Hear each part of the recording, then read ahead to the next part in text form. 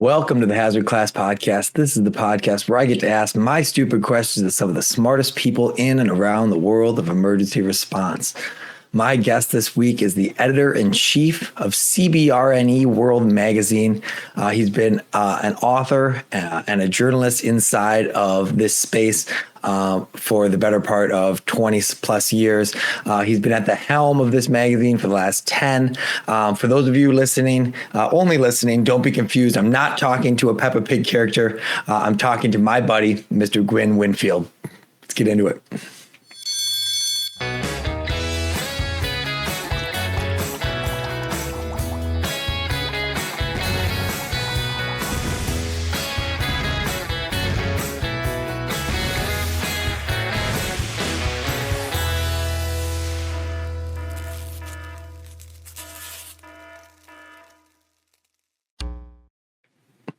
Welcome to the show, Gwyn. I'm very happy to have you. Jake. Very good. Yeah. So we're talking to Gwyn from across the pond. If you can't tell, like he just said, when you couldn't hear him, he made his own joke. He said, not only does he sound like Peppa Pig, he might look like him too. But I tell you what, if any one of you has the opportunity to spend any time with this guy, he is a riot. He's one of my favorite people to be around. So Gwyn, thank you so much for having the show. As the way the show goes, we open the show up with our Wheel of Stupid Questions as a reminder to say asking questions is good. Even if they're stupid, if you point them at the right people, you can have some pretty good answers. So let's jump into it. Let's do it. Spin that wheel of stupid questions. Okay, let's hit the wheel. We have a real wheel and it is spinning. This is a great one because you're going to throw back to Mr. Bobby Salvesen from episode 1. Is a hot dog a sandwich? I listened to Bobby's sort of views on this, and I don't think he went sort of far enough. Of course, it's a sandwich. It has to be a sandwich. It's a hot meat sandwich, which sounds like an exciting position to be in sexually. But anyway, aside from that, I mean, fundamentally, if you get any bread bun and you sort of cut through it and you put something inside it, it's a sandwich. It doesn't matter whether it's cut all the way through, and it's the same no matter what sort of shape the bun is, whether it's hot dog bun shaped or it's a bap or a bomb or any of the hundreds of other words that we have in the UK for basically a bread roll. Sandwich, 100% of the time, no matter what you put in it. So you're saying if bread is involved with any sort of topping, we have ourselves a sandwich? Fundamentally, I mean, there are all kinds of fundamentals that are going to decide, they're going to try and provide us with rules that we have to follow. But I mean, this is the 21st century. I mean, I saw a hot dog the other day that sort of came in the middle of a pizza, a small pizza, looked like sort of a taco. Now that I think is where you really confuse the whole issue. So if you put a hot dog in a pizza shell, is it a taco or is it a pizza or does it remain a hot dog? We're getting a little bit off. If it's bread and it's got a filling, it's a sandwich. So I'm going to go one layer farther. We're going to dive into this. Let's do it. So if bread filled with anything is a sandwich, what's a calzone then? Is that, do you guys have dough? That's dough. So it's not bread. It's very similar. It is similar. It is similar, and then you have you don't get them so much in the States, but then you have pasties, which I know you can get up in Massachusetts, for example, which is fundamentally filling between pastry. So I think they are sort of sandwich adjacent, but fundamentally, if it's bread with a filling, whether it's jelly or whether it's cheese or anything savory, it's a sandwich. Once you start doing dough, once you start doing pastry, it becomes something else. Oh, okay. You heard it here. I love it. I love the take. All right. So let's get into the real deal. How does a man get involved in CBRNE or CBRNE like this? What leads a person to dedicate their life to covering this kind of topic? Stupidity, I suppose, is the sort of the quick answer to that. So I started off way back in 1997 as a defense journalist. So I covered pretty much anything and everything from main battle tanks through to fast jets, sort of frigates, whatever it may well be. And there's that whole sort of that whole curve where you sort of start off thinking that it's going to take you no time at all to be able to learn everything about that. So I read Ken Allebeck's book Biohazard Roundabout in 2001. I thought, oh, what a fascinating subject! I can't wait to be an expert on this in about 6 months' time. And then sort of somewhere now along perhaps the bottom of that Dunning-Kruger curve, I'm kind of the other side, realizing how little I know, but thankful that I know a lot of very smart people that I can ask the sort of the questions to, like yourself, and get answers. So how early did the journalism things go? Is that a childhood dream, or what? Where does journalism start? I think if there were true depictions of journalism on TV rather than sort of Sex in the City, where apparently you just smash out like 300 words between sort of prosecco, there'd be far fewer kids wanting to do it. So I mean, I basically left university with a need to pay bills and ended up working for a publisher because they had jobs. There was a high turnover, and that's kind of how it went for me. I sort of managed to find myself in defense because I was a very boring child and enjoyed reading about military history. The kind that can sort of clear the room at a sort of a party. Wait, come back! I have so much to tell you about Bismarck. Yeah. The irony of that is that now you command every room that you're in. I think that you've conquered that. I think. Largely through force of smell. Being this aromatic, it's very hard for people to concentrate. So I'm used to my own stench. So it's quite easy for me to do it. So, coming from a non-military background, did you find resistance getting into this career field? Like, does that make sense? Yes, yeah, absolutely. And I think that it's certainly difficult in CBRN and hazmat possibly to a lesser degree, is that there are so many gatekeepers on what you can and can't know, both for sort of classification and also because being the steward of that information gives you power. So you spend your whole time knocking on doors and then finding that they don't want to tell you something because you're not X or not Y. And at the start, it gets sort of a bit difficult, and you start to sort of worry that maybe this isn't for me. But eventually, you do it long enough, and there's a lot of people who are out there who are very generous with their time and their knowledge, and they will tell you these things. And then eventually, you go, do you know what? I know enough people that I can ask that it doesn't matter.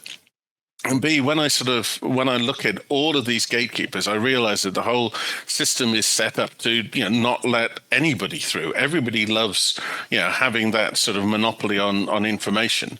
And as such, it's designed to be able to exclude people. If you're from the wrong regiment, if you're from, the wrong school, because we've still got a class-based system in the UK, there's reasons why people won't tell you something. So eventually, after you know enough people, you just arc around that and you find the answer from somebody else. How have you seen the landscape shift in CBRNE in the last 20 years now? Yeah, so it started off being very much a military sort of field that you go back to sort of 2001, and it's where that sort of big bow wave of money comes in after Amerithrax, around about sort of 2003 to 2008, that there was this realization that despite Shinrikyo, that there needed to be a major investment in this, if nothing else, because of the sort of the post-Cold War military forces were being drawn down and they weren't always going to be there. So as I say, when we first started, it was military all the way, and then it got a little bit more civilian, and then finally, I'd say up until about sort of 3 or 4 years ago, US outside it was still very much now dominated by civilian forces. If you wanted to look at people who were doing interesting things, it was either hazmat crews or it was potentially sort of tactical or law enforcement officers, because they had shorter sort of experimentation times. They had a very real threat that they were having sort of the opportunity to solve either with or without money. So the civilian forces were always coming up with interesting things to be able to solve their day-to-day problems. But now, after the Putin's invasion in the Ukraine, the military is realizing that they now need to be able to update doctrine. They need to be able to move away from this terrorist concept that they had, this worry about adversaries with small amounts of possibly toxic industrial chemical agent or something that they've knocked together in their kitchen, back to that whole concept which civilian forces have never or usually don't have to deal with, which is gallons and gallons of chemical and biological warfare agents and potentially nukes. So we now see a complete return to where it was when I started over 20 years ago, of the military starting to get primacy. But again, these things can shift yet again. If we see peace break out all over the world, then maybe again sort of hazmat forces will take primacy in the sort of thinking about these things. So obviously you are, traveling the world, you're interacting with people from all across the world. How does the viewpoint for this topic shift around the world? Is there a big difference between, how someone in Europe versus South America versus North America is viewing this, or is it pretty much universal across the world? Yeah, I'd say at the moment, certainly in Europe, it depends on your proximity to Russia. And if you're in Southeast Asia, it depends on your proximity to China.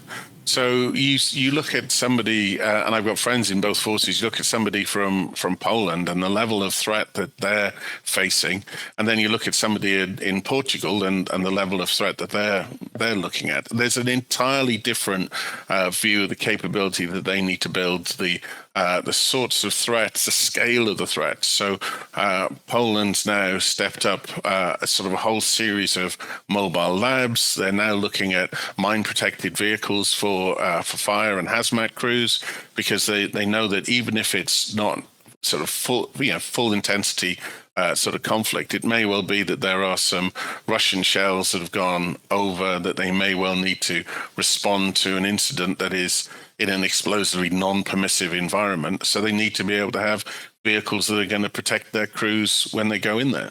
And you look at sort of Portugal, which is a very long way from that border, and they're not considering anything like that. So there's depending on this threat from state actors and state actors' proxies, depends on how much effort, money, sort of time and thought goes into their sort of ability to defeat it. Do you feel a burden as, someone working in journalism in this space to try to take the lessons learned from the places that are more active and spread them to the places that are less active? Because obviously we never know where the next actual attack may happen.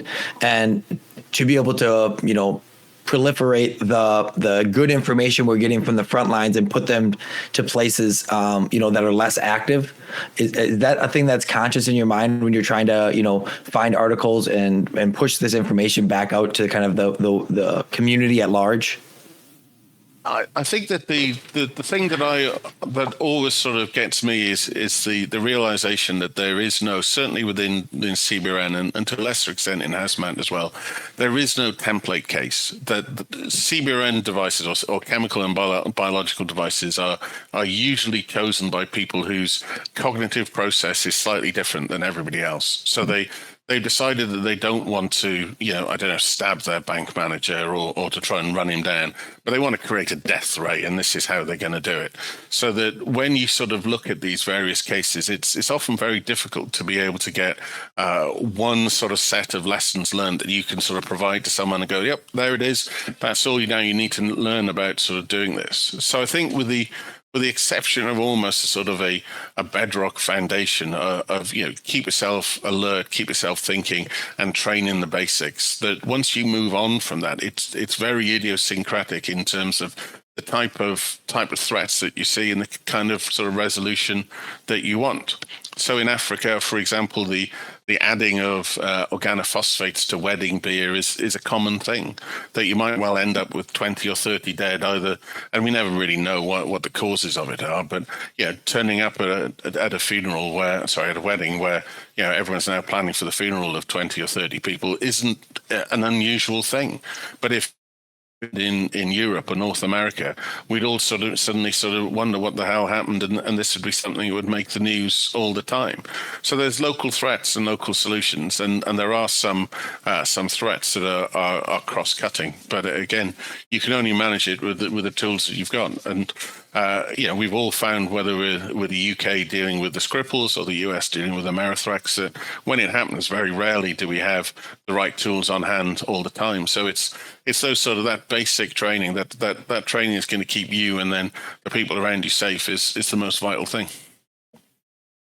So as you're kind of plugged into the, this community on a global perspective, what's your thoughts on, the mounting concern of, World War III coming down through the world of, Russia and China and, all these things that are kind of not looking so hot, at least from this side of the world. I know you're a little bit closer, so it probably feels even a little warmer, but what do you feel? I feel like the script writers have outdone themselves. I mean, we had 2022 when we were all focused on Russia and China's sort of bubbling away in the background, and then suddenly, wham, out of nowhere, Syria.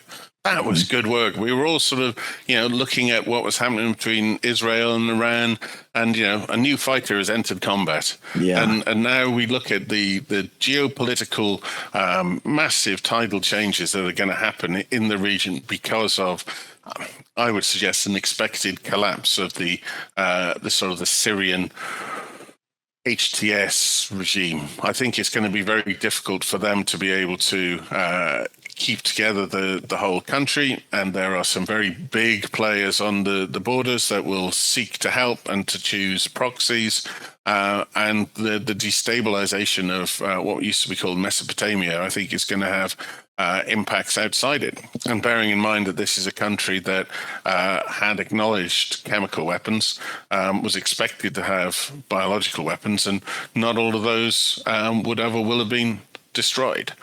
So proliferation across that in the Middle East and Europe, maybe, but I mean, could we see the use of it in Syria by one group against another group? I think that's quite likely. Wow. What is the temperature in Europe now for this whole situation? Obviously, being in America, it's, it feels really distant. Obviously, we're very aware of it, but it feels very distant. Is this a thing that's ever present in the minds of Europeans as proximity, or not really?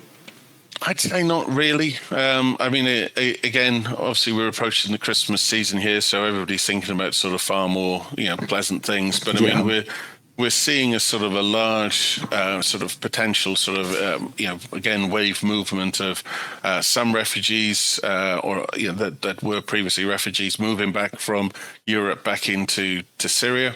And then there's the potential of prison camps that had some of the most unpleasant people in the region that might now be overrun and released, and we might well see a wave of individuals trying to get back to Europe. So again, if you were part of the security forces in any part of Europe, you'd be having a very different sort of festive season than the rest of us that are kind of worried about where I'm going to get my turkey from.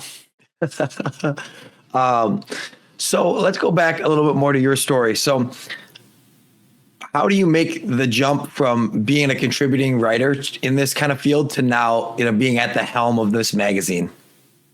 So I started writing on NBC or CBRN around about 2001. And then in 2003, the company that I was working for got bought by another publisher.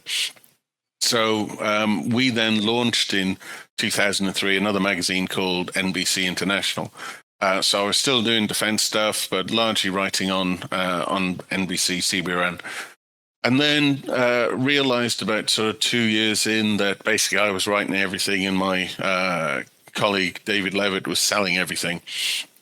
And we just thought we don't actually need anybody else to do this. We obviously need somebody to print it, and we need some admin and sort of financial support. But fundamentally, we're kind of doing all of the heavy lifting on this. So we tried to buy it off its owner, and we thought at first that was going to be successful. But then he did the whole Charlton Heston, you can prize it out of my cold dead hands. So we had to be able to part ways. So we parted ways and very quickly set up CBRNE World. So we set that up in 2006 and haven't looked back. I mean, we launched again in maybe 2012, Hazmat Responder. So we did that for about a couple of years, just focus on the hazmat response market. I loved writing it. I think people enjoyed reading it, but financially there just wasn't the same sort of budgets there to be able to sustain it as there was for CBRNE World. So we keep looking at the sector to see whether there's oxygen to release another sort of magazine, but it's very tough at the moment. Magazine publishing is a bit like vinyl. There's some people out there that sort of love it and respect it, but there's other people who just want their Spotify's and YouTube's and entirely disposable music / publications. So for those not familiar with the magazine, can you give me like the 10,000 foot view of it, what it offers? Obviously, I've seen it and it's awesome, but give us the rundown of what it is, how often it's released, things like that. So it comes out every other month. It's both print and online. And I always say that the only person other than the staff in the office that read it is my mum. So it's sort of designed for people with an interest in chemical, biological, radiological, nuclear defense. But that will cover everything from science. So looking at things like metal organic frameworks that are the kind of the coming thing for protective suits. All the way through to case studies, write-ups of what's been going on in the CBRNE world, and interviews with people who are sort of leading thought meisters on it. So it's a sort of a pick and mix of sort of various stories. And obviously we're driven by events as well. So when we were seeing a lot more chemical attacks in Syria, we were writing a lot more about chemical attacks in Syria. So it does tend to be a bit scattergun, but then it can also, due to a sudden increase in cases, again, whether that's COVID or biological or chemical or sort of radiological, then we'll focus on that. We're writing more on nuclear policy and strategy now than we have done in the past 20 years, frankly, because that's again going to be one of those coming things. So it tends to be a little bit of something for everybody. It's pretty much the coffee table book for CBRN people. But we sort of also look at what's happening in the world. So one thing that I have specific questions about is your covers are always amazing. What's the origin story of like how you chose that art direction, and like obviously they're very cool, super iconic. There's got to be a lot of thought process behind that. I'd say it's probably too much cheese before bedtime that drives a lot of it. So we've, when you've sort of written on the same topic for, again, I'd say probably 5 or 6 years, it got very, very dull to try and do something exciting with somebody in PPE on the cover. It was always sort of like, oh yeah, this looks a lot like the one we did 2 years or 2 months ago.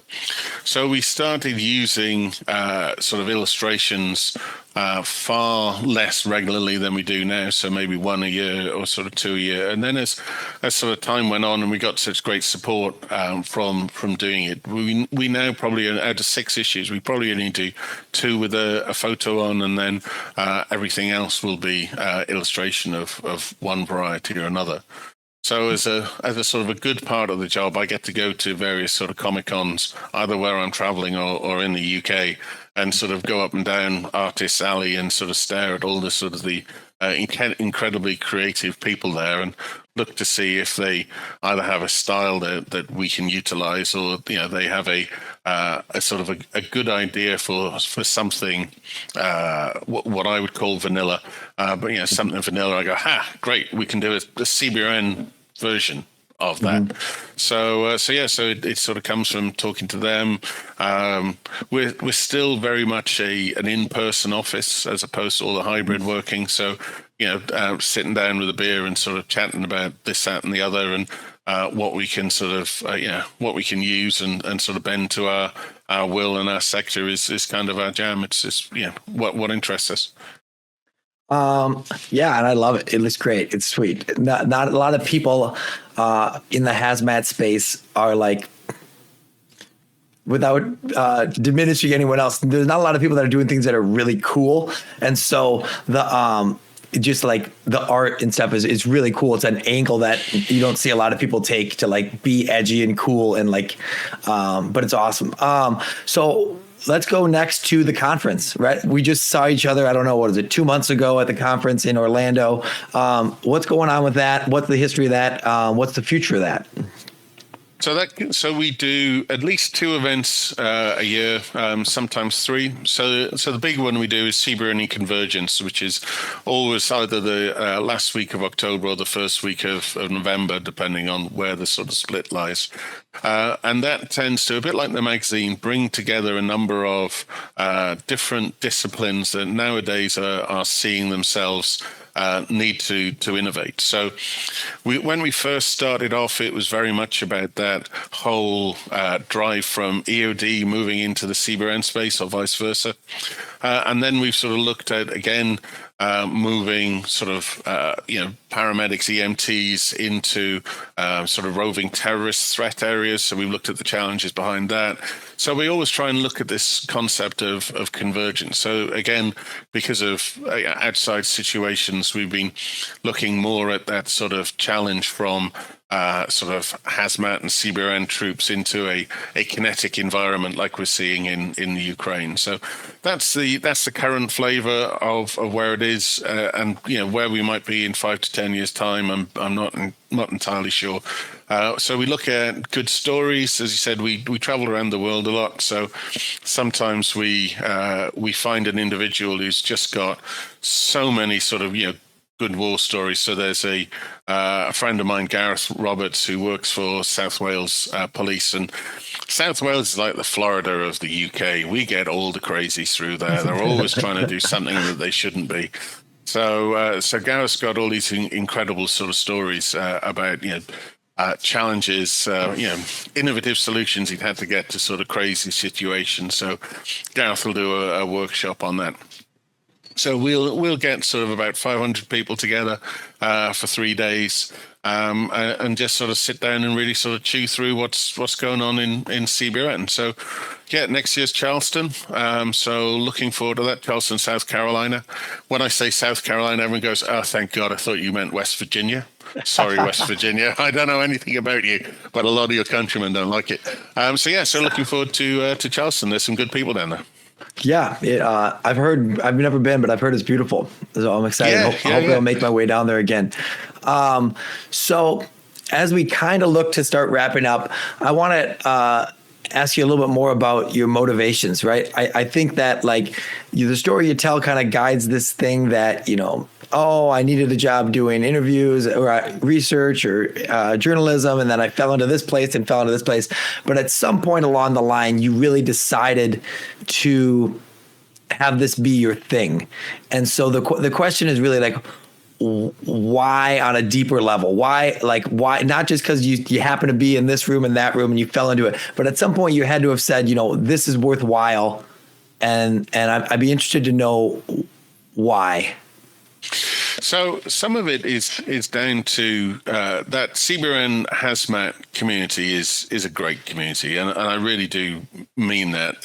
Whenever I go to the IFC show in Baltimore, it is just like a massive hug. It's like a giant extended family. You see people like sort of Rick Edinger or Glenn Rudner, I'm not seeing you for the year, and you're all really excited, and they're very keen, to be able to sort of to tell you things. And when I sort of came from, whether it's sort of fast jets or armored fighting vehicles, they weren't like that. There were a lot of douchebags in there. So you suddenly sort of shift to something like this, and yes, as you said before, there's a lot of gatekeepers out there, but there's also a lot of people who are happy to show you where you can slip through the picket fence, and you just never stop learning with this field. That there's so much going on. I mean, that I know that everybody says that their field is constantly changing and evolving, but I mean, I was at the Defense Threat Reduction Agency event last week, trying desperately to be able to learn about quantum CBRN, which will be the coming thing in sort of 10 to 20 years, and again, it just sort of blew my mind in terms, it probably blew my mind of, I really don't understand this and I need to get to grips with it. So good news, I got about 10 years to do so. But, you know, and it's just always pushing you. Never, I mean, all right, there's a certain amount of, yeah, I've seen that before, but there's always new stuff that's happening. There's always people doing new things. You go, that's so cool. How did you sort of think of that? There's a guy called Dr. Mike Kaminsky at Argonne National Lab who, you know, clearly was having a coffee somewhere and saw some street sweepers going by and went, can we use that for, you know, remediation of radiological sort of particles?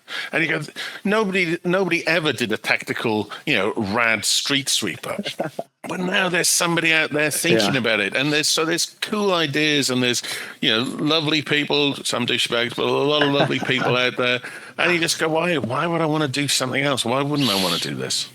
Absolutely. So tell the people listening where they can find the magazine, where they can get in, where they can find more information about the conferences. Yeah, so if they go along to CBRNEworld.com, there's a small registration form out there that'll take about 5 minutes to be able to fill in. That will get you a free subscription to the online version.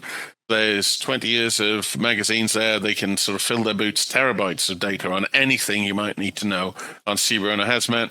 And then if they want to be able to sort of get the hard copy, or they want some of the other sort of information services that we provide, there's a tariff there for them as well. We'd love to see them in Charleston next year.